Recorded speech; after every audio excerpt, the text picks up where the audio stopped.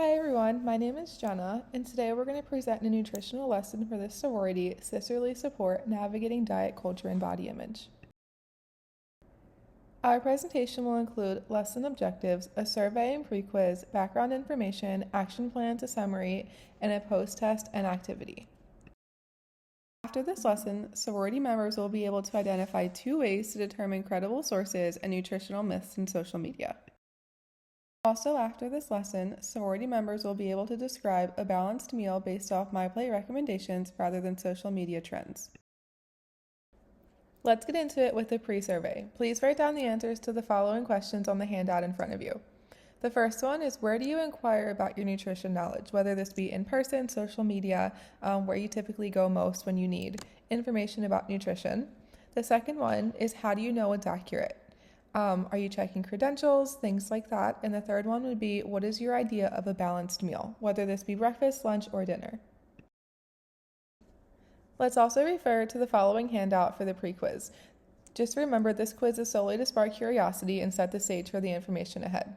The first question is, which is a common characteristic of nutrition misinformation? A, based on peer-reviewed scientific evidence. B, promotes quick fix solutions or miracle diets. C, uses balanced and unbiased language. Or D, cites reputable health organizations.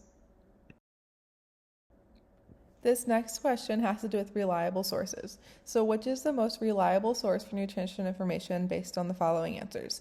A, social media influencers with a large following. B, websites selling supplements. C, peer-reviewed scientific journals or government health organizations. Or D, anecdotes from friends and family.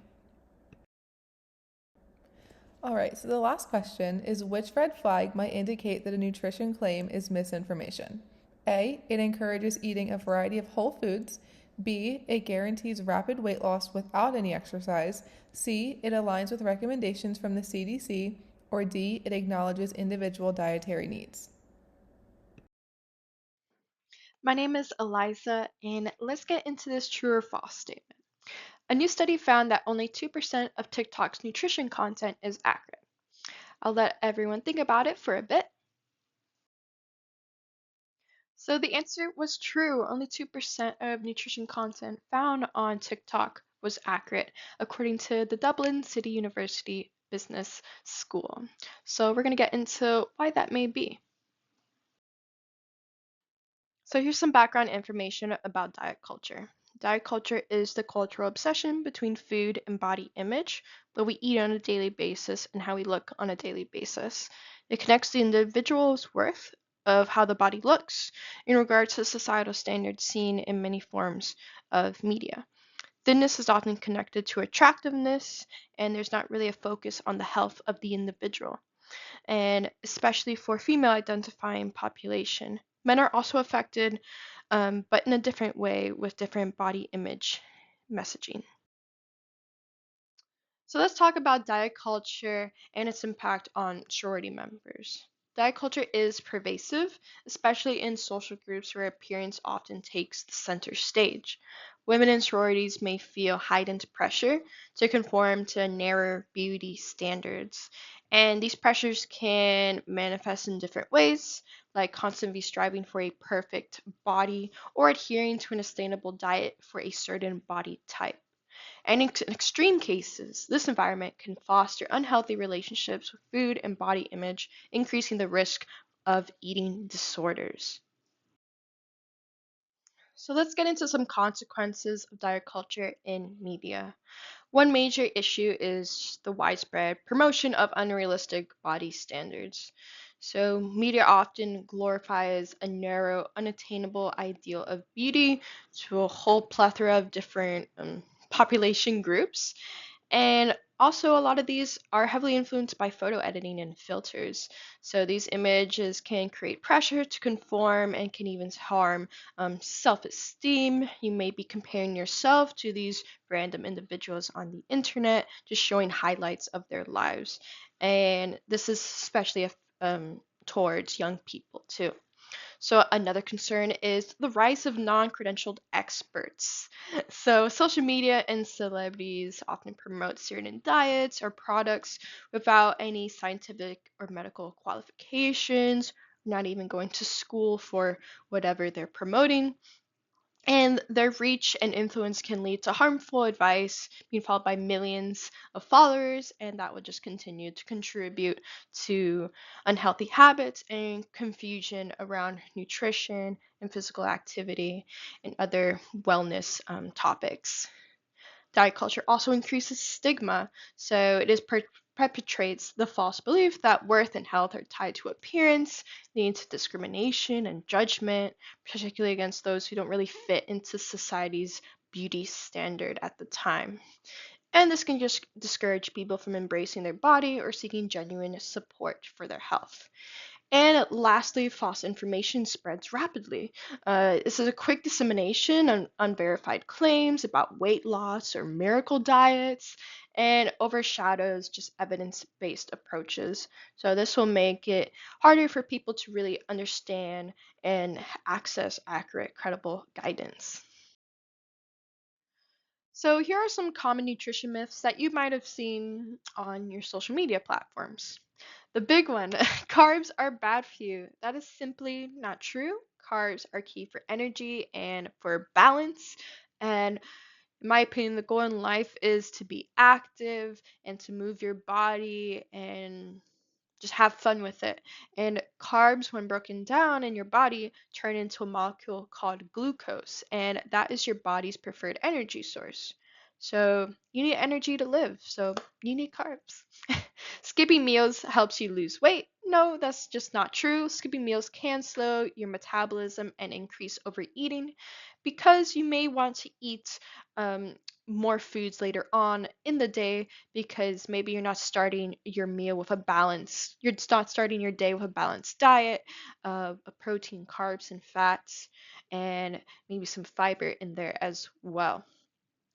Detox drinks cleanse your body. No, that's simply not true. Again, obviously, you want to take care of your body and limit smoking and alcohol and just consume enough micronutrients.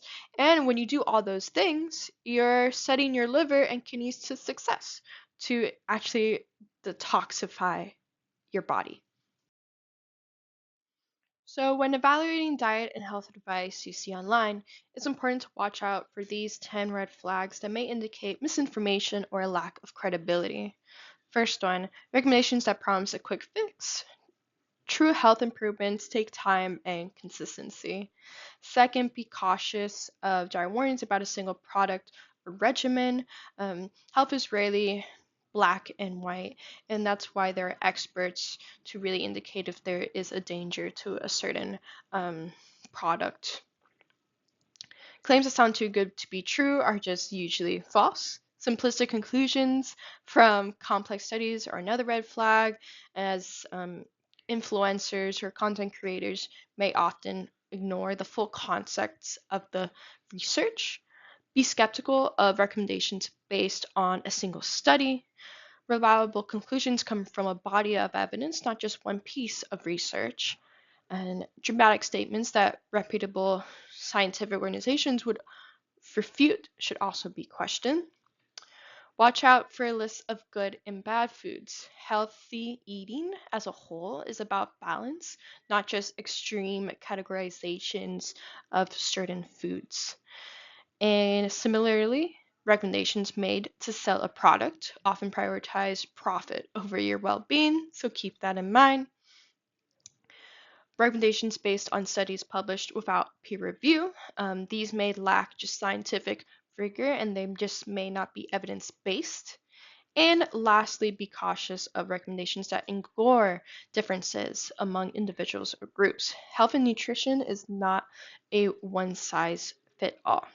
So, by recognizing these red flags, you can make more informed decisions about your health and avoid falling for victim to misinformation. When it comes to finding reliable health and nutrition information, it's important to know where to look. Start with government websites like the myplate.gov, the USDA, and the CDC. These sources provide science backed, unbiased information. Websites ending in .gov and .edu are typically more reliable than .com or .org, which may have commercial or advocacy agendas. With those websites, you just have to be mindful of the authors and how timely the content on the website is. Next, seek advice from licensed professionals. Registered dietitians, doctors, and certified health educators are experts trained to provide evidence-based recommendations based on those clinical guidelines, and they will tailor it to your needs. Always verify their credentials. Finally, rely on evidence-based publications. Academic journals, reputable organizations like the American Heart Association offer thoroughly researched information. These sources prioritize accuracy over trends or opinions. So by focusing on these trusted resources, you can make informed decisions and avoid falling victim to misinformation. Hello, my name is Nasleen Del Rio, and we're going to be talking about how we can make informed nutrition decisions using the MyPlate guidelines. So, the MyPlate guidelines are a set of guidelines to really show how your plate should look like whenever you're eating a meal. So, on the image, you can see that the MyPlate has 5 food groups: fruits, vegetables, grains, protein, and dairy. So, these are just guidelines that you should keep in mind on how your plate should look. And we want to make sure that we focus on building a balanced, varied plate.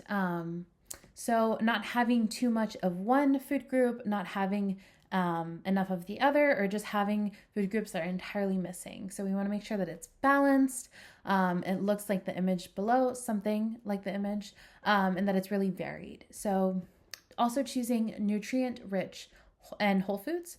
So it really makes all the difference. Whenever possible, picking foods that are, fresh, minimally processed, or swapping, making small changes. So instead of eating sugary cereal for breakfast, having oatmeal, or having nuts instead of chips. So these small changes can make a really big impact over time and really helps choosing nutrient-rich whole foods as opposed to those processed sugary alternatives. Continuing on with MyPlate guidelines, we want to make sure we fill at least 50% of your plate with fruits and vegetables. So making sure that at least half of your plate is fruits and vegetables. Choosing whole grains for 1/4 of the grain section. So choosing, including those whole grains, those brown rice, whole wheat bread, anything like that. Protein. You want to have, lean options like chicken, fish, or even plant-based options like beans or lentils. And then for your dairy, you want to include milk, yogurt, any other type of dairy that you want to incorporate. And you really want to ensure that through this all, you're having a little bit of each option. So making sure that your plate is balanced and is a variety of foods. So with the MyPlate guidelines, we also aim for a variety of colors and textures. So really looking for those deep green vegetables or those bright fruits, just looking at those colors and also varying the textures. Using portion sizes for balance. So, no food is bad food, but having, good portion control, having an equal amount of food options for each, or having a little bit more vegetables and fruits than you would for another food group. Practice intuitive eating. So intuitive eating is when you listen to your body on when you're hungry or when you're full, and just kind of mindfully saying, okay, I feel like I'm hungry, I'm going to eat. Or you feel like you're full and you're going to stop. So not just mindlessly eating when you're bored, but really just listening to your body. That's intuitive eating. And drinking water for with your meals for hydration, making sure that you are drinking enough water. Replacing those sugary juices with water is always a good alternative. And choosing seasonal and local produce whenever possible, because seasonal fruits and vegetables will often be fresher, tastier, and more affordable. So it's always a good option to use those seasonal and local produce whenever possible. So what are the benefits of intuitive eating? Some of the benefits of intuitive eating are food and body awareness. So when you begin to intuitively eat, you're more aware of when you're hungry, when you're full, so you have more of an awareness of your body and of the food that you're eating. Another strength is builds food confidence. So when you know how to intuitively eat, you're more confident that you can choose the right foods, that you're not overly eating. It also eases eating stress. So when we are in tune with our bodies, we aren't stressed about what we're eating because we know we're eating what's right for us and we're eating the right amount. And it also strengthens social bonds. So when you are intuitively eating, you're able to understand what you need, and then you can create that bond with others through food, as it is a very social thing that we do, especially in our society. And those are just some of the few benefits of intuitive eating. Next, we'll be watching a diet culture video. So in this video, you're going to be watching registered dietitians Ashley, Maddie, and Gabriella dive into the dangers of diet culture and explain healthier options to create balanced meals. So we're going to take a moment to watch this video. Okay, thank you for watching this video. As they highlighted, diet culture can be incredibly harmful, and it often promotes these unrealistic body standards, really restrictive eating habits, and really focuses on appearance rather than health. So we want to make sure that we always focus on our own health rather than our appearance. And so instead of looking at those quick fixes like the video mentions and those trends, we want to emphasize, adopting healthier, evidence-based approaches to nutrition. So as they mentioned, balanced meals that align with the MyPlate guidelines, focusing on variety and moderation and sustainability.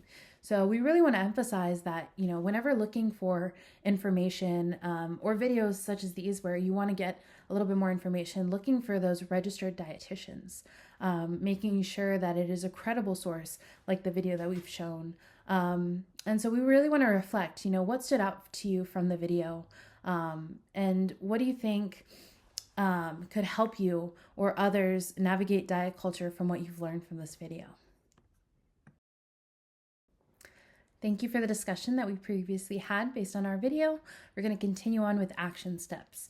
So now that we've covered the basics of building a healthy relationship with food, we're going to focus on actionable steps to make for informed, sustainable nutrition decisions. So like I mentioned, following licensed professionals, registered dietitians.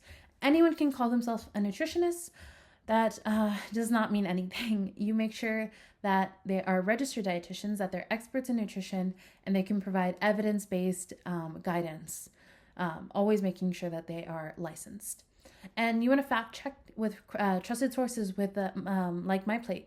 So if you do see something that you think, oh, this looks like something that could be right, you should always just fact check with trusted sources. Make sure that, it's actually reliable and accurate. Debunk diet trends and evidence. So if you see something, say something. You want to debunk those myths that you see, and really with evidence, you really want to show people this is the actual evidence, that's false. Promote realistic and sustainable health habits. So instead of doing those quick fixes, doing the long-term healthy habits, incorporate more whole food, staying active, practicing mindful eating, rather than those drastic changes that are difficult to maintain and are incredibly harmful. Again, avoid accounts with quick fix diets. So just avoid these accounts entirely if you can, and follow people who are registered dietitians or have credible backgrounds. And verify these credentials of nutrition advice sources. Always verify the credentials. Look for qualifications such as registered dietitian, or if they have a PhD in nutrition, always looking for that. I can't emphasize that enough. Really just double checking these sources, making sure that they come from a reliable, credible source. So continuing on with our actionable steps, we want to celebrate body diversity and sisterhood. So making sure that we acknowledge how all of our bodies are different, and that's a beautiful thing. Always being supportive of one another, never criticizing others' bodies, really embracing each other's differences and respecting each other. We want to compliment strengths, not appearance. Instead of saying, oh, you're so pretty, how about we say, wow, you're so intelligent, wow, you're so kind. Really focusing on the non-physical characteristics that we can compliment on. Practice mindful eating and self-care. Just really practice that intuitive eating, really know your body, learn your body, and see when you're actually hungry and take care of yourself. Food is fuel. Use non-judgmental language about food or bodies. Don't say this is unhealthy junk food, this is bad food. There is no bad food. We should not label food as such, but rather, focus on making the switches to foods that are more nourishing for us, and not saying negative things about our bodies or other bodies. Organized nutrition education discussions. So now that we know what we've learned from this presentation, have those conversations with others and really educate others on what you've learned, and challenge harmful diet culture conversations. So whenever you see these harmful diet cultures conversations happening, you make sure that you educate and you show the evidence behind it, and you create a culture that is uplifting and doesn't focus on physical appearance, but rather your health overall. So to wrap things up, we're going to summarize the main points. So we want to identify credible sources. Like we've mentioned, look for evidence-based information from registered dietitians and avoid sources that promote quick fixes or lack scientific support. We want to create those MyPlate meals. So following those guidelines and, making them your own with your own cultural foods, but making sure to include those fruits, vegetables, grains, proteins, and dairy in good portion sizes. And you want to focus on a variety of balance rather than those restrictive diets. We want to debunk those nutritional myths. So we want to use those critical thinking skills that we've learned and double check that information. Reliable sources like the USDA. We want to double check what we've seen and look, is that in line with what we see from those reliable sources? And our key takeaway overall is that we want to empower, you and others to make those healthy, informed decisions and choices, and rely on credible, evidence-based guidelines rather than these diet culture videos or quick fixes. Staying informed and practice balance, healthy nutritional choices, and challenging misinformation whenever you can. Hi, my name is Ariadna Munoz, and now with all the information discussed in the above presentation, such as what is diet culture, reliable sources for nutrition information, and MyPlate guidelines, where will you inquire about your nutrition knowledge? How will you know is it accurate?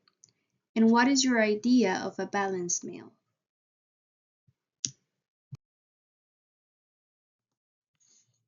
Which is a common characteristic of nutrition misinformation? A. Based on peer-reviewed scientific evidence. B. Promotes quick fix solutions or miracle diets. C. Uses balanced and unbiased language. And D. Cites reputable health organizations. The correct answer is B. Promotes quick fix solutions or miracle diets. That's a sign of nutrition misinformation. Which is the most reliable source for nutrition information? A. Social media influencers with a large following. B. Websites selling supplements. C. Peer-reviewed scientific journals or government health organizations. Or D. Anecdotes from friends and family. The correct answer is C. Peer-reviewed scientific journals or government health organizations are reliable sources for nutrition information. Which red flag might indicate that a nutrition claim is misinformation? A. It encourages eating a variety of whole foods. B. It guarantees rapid weight loss without exercise. C. It aligns with recommendations from the CDC. D. It acknowledges individual dietary needs. The correct answer is B. It guarantees rapid weight loss without exercise. That's definitely a red flag that might indicate that a nutrition claim is misinformation.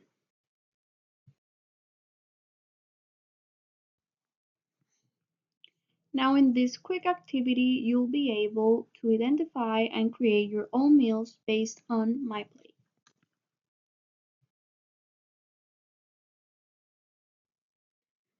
All the meals circled in the picture are balanced meals because includes all the 5 groups from MyPlate, such as fruits and vegetables, grains, protein, and dairy.